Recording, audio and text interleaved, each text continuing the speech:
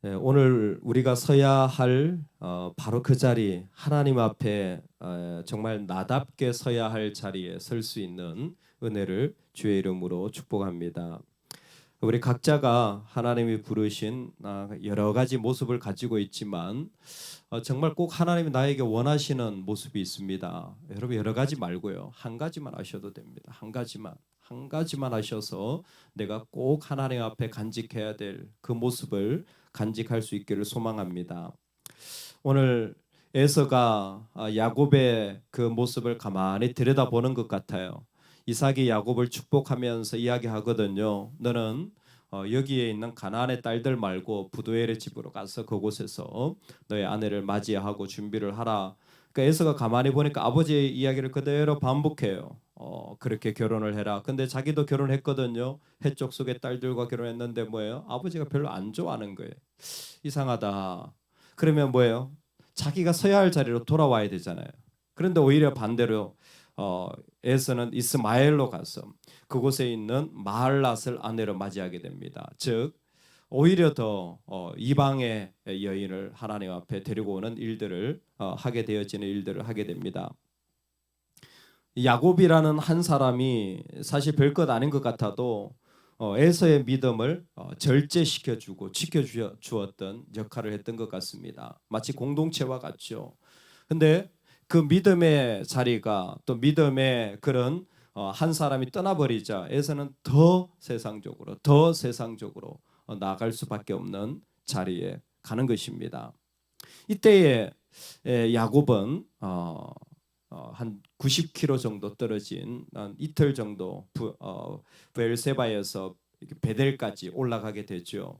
근데 사실 그때는 베델이 아니었고 그냥 잠자는 한 곳이었습니다. 그곳의 사람들을 루스라 불렀지만 그냥 잠자는 한 곳을 그곳에 취하게 되는 거예요.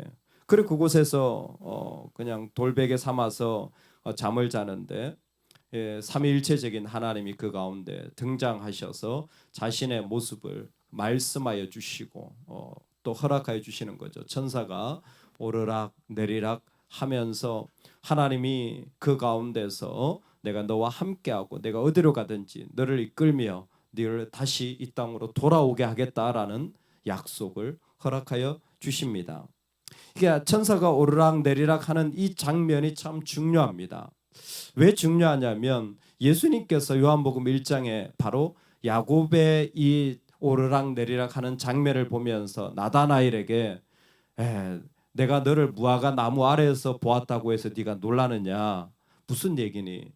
야곱은 천사가 오르락 내리락 하는 것을 보았는데 네가 더 큰 것을 보게 될 거다. 뭡니까? 말씀으로 이 땅에 오신 예수님 자신을 보며 네가 더 큰 것을 보게 될 거다. 그리고 앞으로 십자가를 이루실 주님을 보게 될 것이다라고 말씀하시는 겁니다. 여기에서 천사가 오르락 내리락 하는 것을 요한복음의 본문으로 다시 한번 보자면 야곱은 지금 하나님의 임재를 그곳에서 경험했다라는 것이죠. 그래서 그곳 이름을 벳엘, 하나님의 전, 하나님의 집이라고 이름을 붙인 겁니다. 그게 벳엘이죠. 하나님의 집이, 하나님의 전이 어떻게 세워지느냐? 야곱에겐 충격적인 경험입니다. 하나님의 집이라는 개념 자체도 충격적이었지만 자신이 살고 있는 땅을 떠난 거예요. 자기가 살고 있는 울타리를 벗어난 겁니다. 아버지가 있는 그 약속의 언약의 자리에 있었던 그 족속의 자리를 떠나서 자기는 여행하고 아무 한 곳이나 누웠는데 그 자리가 하나님의 전이 되어지는 놀라운 경험을 한 거예요. 그래서 이걸 통해서 깨달은 거죠. 뭡니까? 하나님은 어디에나 계시는구나. 하나님은 어떤 자리나 계시는구나.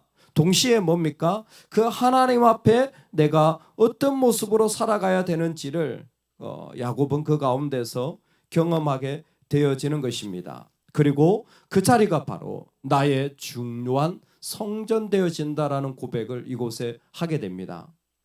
그런데 이 야곱의 이야기를 요한복음에서 정말 하나님이 계신다라는 임재의 개념을 야곱은 깨달은 동시에 이 베델이 주는 중요한 이미지가 있습니다. 다시 돌아오게 하리라 했는데 실제로 창세기 35장에 가면요, 그 딸 디나 강간당하고 등등의 어려움이 있을 때 이 야곱이 베델로 올라갑니다.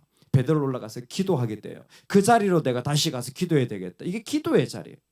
근데 그때 야곱이 하는 행동이 뭐냐면 첫 번째가 모든 사람들에게서 이 귀걸이나 장식이나 우상을 제하게 하는 거예요. 그러니까 뭐예요? 이 야곱이 살아온 과정에서 복도 많이 받고 은혜도 받고 뭐 등등을 했죠. 근데 사람이 많아지면요, 세상의 것들도 이것저것 붙는 거예요. 원래 그런 사람 아니었어요.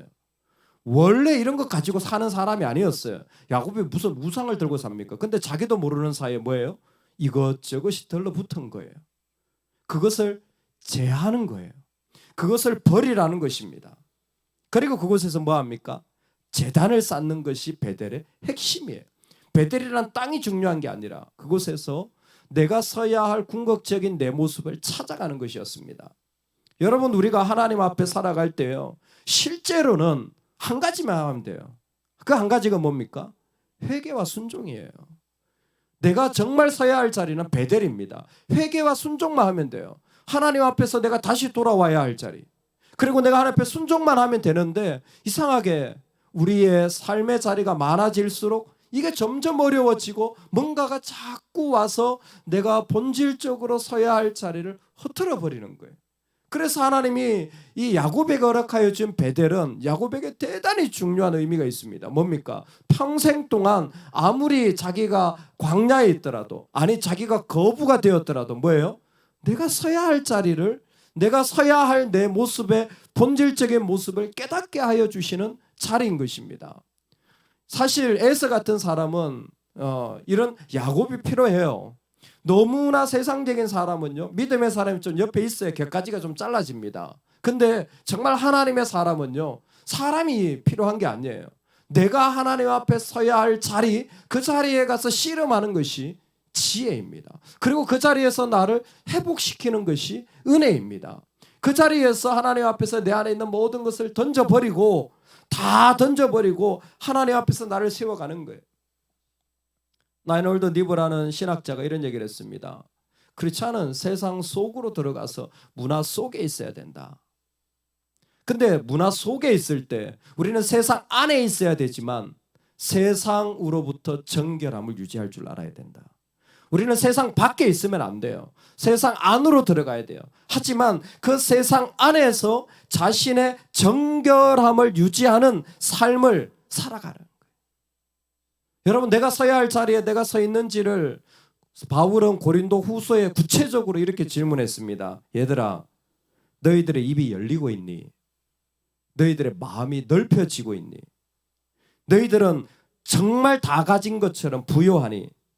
너는 모든 일들 속에서 기뻐할 수 있니? 영적인 진단을 정확하게 고린도후서 7장에 내립니다. 뭡니까? 자신의 영적 분위기를 보라는 거예요. 마음이 뭔가 자꾸 작아지고, 뭔가 자꾸 고민스럽고, 뭔가 자꾸 걸리고, 그럼 뭐예요? 너는 지금 세상에 이미 분리되지 않고 정결함을 잃어버렸다라는 거예요. 너의 마음이 부요하지 못하고 충분하지 못하다면 벌써 영적으로 진단하라는 겁니다. 무엇인가 내가 억울하고 힘들고 죽임을 당하는 것 같으면 역시 다시 한번 진단해 보라는 거예요. 세상에 있다가 세상처럼 물들어 버려서 네가 서야 할 자리를 잃어버린 것 같다. 어디로 오라? 베델로 오라. 베델로 오라. 사람이 살아갈 때에 다른 곳이 아니라 베델로 와서 하나님 앞에 자신을 살펴야 된다는 것입니다.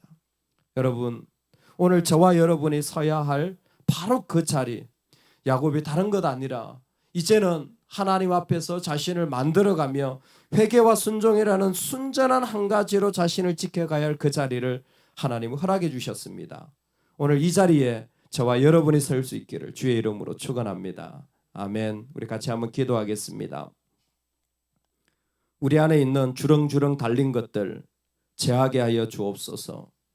그저 하나님 앞에 돌이켜 순종만으로 즐거웠던 내가 서야 할 자리, 정결함의 자리, 하나님, 내가 서야 할 나의 베델을 내가 가지고 살아가게 하여 주옵소서. 그것이 내 영혼과 내 가정과 내 교회의 가장 축복의 근원입니다. 하나님께서 이 자리에 나를 세워 주옵소서. 우리 같이 한번 이 제목으로 우리 주여 한번 외치고 기도하며 나아가겠습니다.